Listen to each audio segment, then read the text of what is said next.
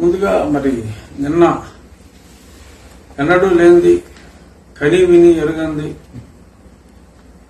సెక్రటేరియట్నే తాకట్టిచ్చేసిన మునగాడు ప్రజలకు మరి బట్టను నొక్కడం కోసం మరి తన సొంత ఖర్చుల నిమిత్తమా మనకు తెలియదు కానీ అంటే ఒక 350 కోట్ల రూపాయల కోసం సెక్రటేరియట్నే తాకట్టెట్టేసాయంటే ఇంకా అసలు ఆ క్యాండిడేట్ని ఏమనాలి, ఏం చెయ్యాలి?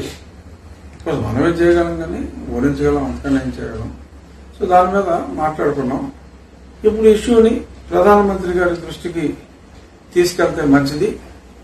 ఎందుకంటే ఎప్పుడు వస్తున్నాడే సీఎం టైం వస్తున్నాడు. సీఎం గారు రేపు సాయంత్రం దాకా అక్కడ హైదరాబాద్ 16వ తారీఖు వస్తారేమో.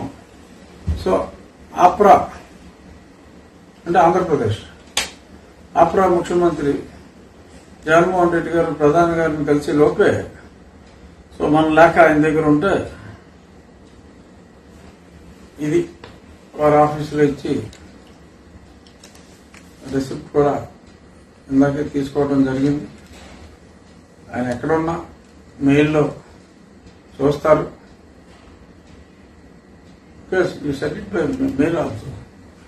మెయిల్లో చూస్తారు. డెఫినెట్ గా జగన్మోహన్ రెడ్డి గారు వెళ్ళి సార్ మీకు పొత్తులో ఉండదు సార్, ప్లీజ్ సార్ అని అడిగేటప్పుడు దీని గురించి ఏంటమ్మా సెక్రటేరియట్ తాకట్టేసాడు కదమ్మా అని చెప్పి డెఫినెట్ గా అడుగుతారని చెప్పి నా ఉద్దేశం. సో నేను ఈ లేఖలో చాలా స్పష్టంగా earlier Visakhapatnam a district in the north coastal Andhra Pradesh where the collectorate, Tahsildar office and other government buildings have been transferred to Andhra Pradesh State Development Corporation to mobilize loans by mortgaging such government assets. So దీని మీద ఏమేమి పెట్టారనేది ఓ list కూడా ఉంది. Circuit house 2.94 acres, తహసీల్దార్ office 1 ఎకరం, R&B quarters 3 ఎకరాలు, ప్రభుత్వ polytechnic college కప్పరాలు 23 ఎకరాలు, ప్రభుత్వ ఐఐటి కాలేజ్ 17 ఎకరాలు, రైతు బజార్ కూడా పెట్టారు 3.8 ఎకరాలు, డైరీ ఫారం 30 ఎకరాలు, పట్టు పరిశ్రమ శాఖ స్థలం బక్కన్నపాలెం 5.7 ఎకరాలు, టీపీసీసీ అదొక 20 ఎకరాలు, పోలీస్ క్వార్టర్స్ కూడా పెట్టాడు. ఈ బంగ్లా అది 4 ఎకరాలు అంటే ఈ బంగ్లా, పీడబ్ల్యూడీ ఆఫీసు అలా కెల్లంపూడి లేఅవుట్ లో మొత్తం మీద ఇంకొక 5 ఎకరాలు, ఇలా 128 ఎకరాలు తాకట్టెట్టి ఒక 25,000 కోట్లు లాగారు. అది వైజాగ్. అంటే ఎంత లాగారో చెప్పాం. ఈ ఏ పొలాలు అన్నది ప్రధాని గారికి రాసే లేక కొంచెం సంక్షిప్తంగా ఉండాలి కాబట్టి అది చెప్పలేదు. అక్కడ చాలా అప్పుడే అప్రూవల్ వచ్చిందని చెప్పడం జరిగింది. సో ఇప్పుడు మరి ఈ allow me to bring to your attention as to how the public are playing in dismay. అంటే పబ్లిక్ ఎలాగా తిట్టుకుంటున్నారు state government for stooping down to the level of transferring government properties in search of revenues earlier through Mission Build Andhra Pradesh and now to a stage where they are pledging the state governance nerve center, the AP Secretariat to a commercial bank. ఇది nationalised bank లో ఎవరు ఆదుకోమని చెప్పుకుంటారు. అందుకని private bank ICICI కూడా ఒప్పుకోలా. HDFC bank వెళ్లారు. HDFC వాళ్ళు private bank ఆదాయం పోయింది. రేపు ఈ లోన్ కట్టకపోతే ఈ ప్రభుత్వం వచ్చి చీఫ్ మినిస్టర్ని కట్టబట్ట తీసి బయటపడేస్తారు. ఇది ఈ రోజు నుండి ఇది హెచ్డిఎఫ్సి వారి భవనము, ముఖ్యమంత్రికి ప్రవేశము నిషిద్ధము, ట్రెస్పాసర్స్ విల్ బి ప్రాసిక్యూటెడ్. అంటే ఒక తాగుబోతు అయిన ఒక ఇంటి పెద్ద తన వ్యసనాల కోసం అంటే ఇక్కడ డబ్బు వ్యసనం ఈ ప్రభుత్వానికి. తన వ్యసనాల కోసం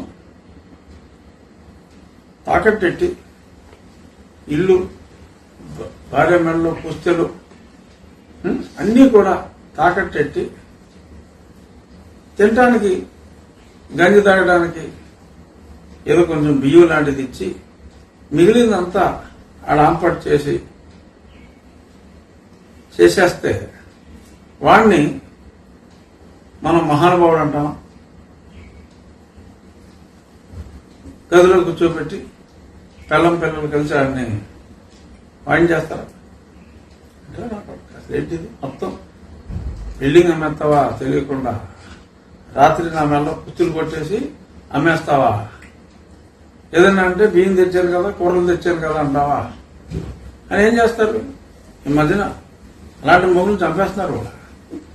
సో అలాంటి వ్యసనపరుడైన భర్త ఆస్తులు తాకట్టు పెట్టి ఏదో బియ్యం గింజలు 4 ఇంటికి సాయంత్రం వచ్చేటప్పుడు కొనుక్కొస్తే వాడిని ఎలాగ క్షమించరో ఈ ప్రభుత్వ పెద్దలను కూడా, చీఫ్ సెక్రటరీ ఎలా ఒప్పుకున్నాడు, సెక్రటేరియట్ తాకట్టు పెడతానంటే మనకు తెలియదు. వీళ్ళందరూ కలిసి రాష్ట్రాన్ని ఏం చేస్తారో మనకు తెలియదు.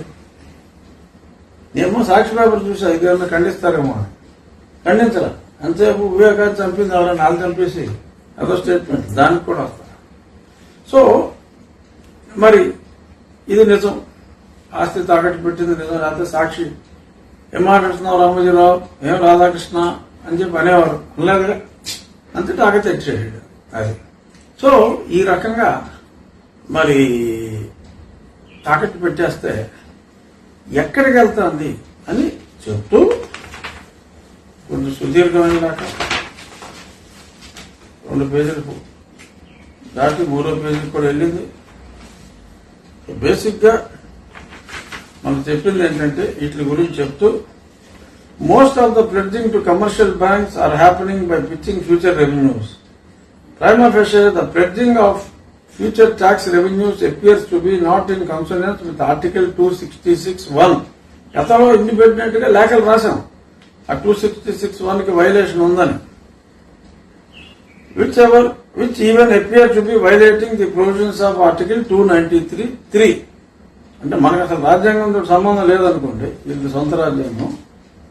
It's been rumored that AP government is blindfolding the RBI too in exercising oversight over banks and financial institutions while indulging in blatant financial improprieties through active or passive collusion with few bankers. బ్యాంకర్లతో కూడా కుమ్మక్కై, ఎందుకంటే ఒకిద్దరు వారి సకుల ఆఫీసర్లు అప్పుడు అడ్డగోలుగా అప్పించి వీళ్ళ దగ్గర join అయిపోయారు అడ్వైజర్లుగా. ఏంది అడ్వైజర్ అంటే 5 లక్షలు ఇస్తాడు, సంవత్సరాలకేమో 2 కోట్లు ఇస్తానంట. వీళ్ళు సొమ్మేం పోయింది ముందే. So even in diverting the central funds, they avail loans through bonds from RBI, financial institutions and union-sanctioned grants. The state government had resorted to brazen, outrageous and unprecedented conduct without any respect and regard for principles of statutory mandates. These aspects require deeper knowledge and understanding from bankers' side, which seems to be missing while sanctioning loans without due diligence in a hurry, and spills beans at something fishy, making it more suspicious and some undercurrent intent. ఇప్పుడు SBI ఎండి chairman అక్కడ ఉన్న నాళ్ళు ఇచ్చి చూపాడు, తర్వాత అతను advisor అయ్యాడు. ఇంక మిగిలిన బ్యాంకులను కొల్లగొట్టడం ఎలా అనే దాని మీద దొంగ డాక్యుమెంట్లు ఇచ్చి ఈ కార్పొరేషన్ల మీద అప్పులు ఎత్తేసి దారుణం. ఆర్బీఐ ఈ సంవత్సరం ముందు మీ లిమిట్ 36 కోట్లు ఎంతో చెప్పింది, 36,000 కోట్లు. ఆల్రెడీ 70,000 కోట్లు, 79,000 కోట్లు ఎత్తేశారు. మొన్న జీవీ రెడ్డి గారు చెప్తున్నాడు 1,00,000 కోట్లు టచ్ అయ్యేలా ఉంది, ఏదో ఒకటి చేసి 20 రోజుల్లో మాక్సిమం లాగేసేలా ఉన్నారని కూడా చెప్తున్నారు. నీ లిమిట్ 40,000 కోట్ల, నువ్వు ఎత్తేసింది ఆల్మోస్ట్ 90 చిల్లర to 1 lakh crores.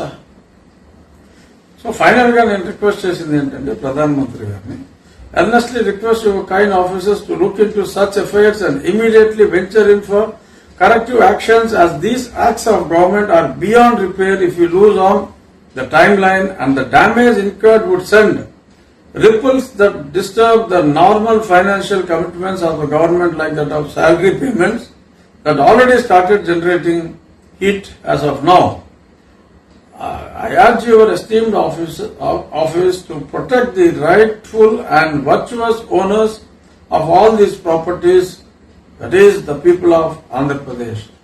Andhra Pradesh ప్రజల ఈ ఆస్తిని వ్యక్తిగత స్వలాభాల కోసం చేస్తున్న ఈ ప్రభుత్వాన్ని, రాజ్యాంగ ఉల్లంఘనలు చేస్తున్న ఈ ప్రభుత్వం మీద అప్రాప్రియేట్ ఏజెన్సీతో మీరు ఇన్వెస్టిగేషన్ చేయించి తగు విధముగా శిక్షించవలెనని ప్రార్థిస్తూ ఈ లేఖ నేను రాయటం జరిగింది. మీడియాకి అందరికీ కాపీస్ కూడా ఇచ్చా. అఫ్కోర్స్ సాక్షి పేపర్లో క్యారీ చేయరు, మరి మిగిలిన పేపర్లలో కూడా ఎక్కడో ఆటో గుద్దింది, కుక్క చచ్చింది అన్నట్టు కాకుండా ఇది రాష్ట్రానికి సంబంధించిన సమస్య. సో నాన్ బ్లూ నీలి పేపర్లు కాని వారికి నా సూచన, మరి ప్రధాని గారికి రాసిన ఈ లేఖని నేను రాశానని చెప్పక్కల్లా, ఎవడో ఎంపీ రాశాడని చెప్పుకోండి. కానీ గ్రావిటీ ఆఫ్ ద సిచ్యువేషన్, ప్రజలు ఎలా మోసపోతున్నారు ఎన్ని కొంతమంది చెప్తారు, వెల్ఫేర్ స్కీమ్ కే కదా ఖర్చు పెట్టేదని. ఏంటి ఇలాగా 340 కోట్లకి సెక్రటేరియట్ తాకటెట్టేస్తాడా? అసలు ఆలోచన. మళ్లీ చెప్తున్నా, ఒక తాగుబోతైన భర్త తన వ్యసనాల కోసం ఎలాగైతే ఇల్లు, తన భార్య తాళి తాకట్టు పెట్టి 4 బియ్యం గింజలు తీసుకొస్తే మీరు ఊరుకోరో, అదే పరిస్థితి ఈ దుర్మార్గపు ప్రభుత్వ ప్రజాప్రతినిధిగా చెప్పుకునే వ్యక్తిని అదే ట్రీట్మెంట్ ఇవ్వాలి. మీరు ఆ ప్రజాప్రతినిధిని, ఆస్తులన్నీ ప్రజల ఆస్తుల్ని తాకట్టు పెట్టిన ఆ ప్రజాప్రతినిధిని శిక్షించవలసిందిగా, తమ ఓటు ద్వారా శిక్షించవలసిందిగా నా ప్రార్థన.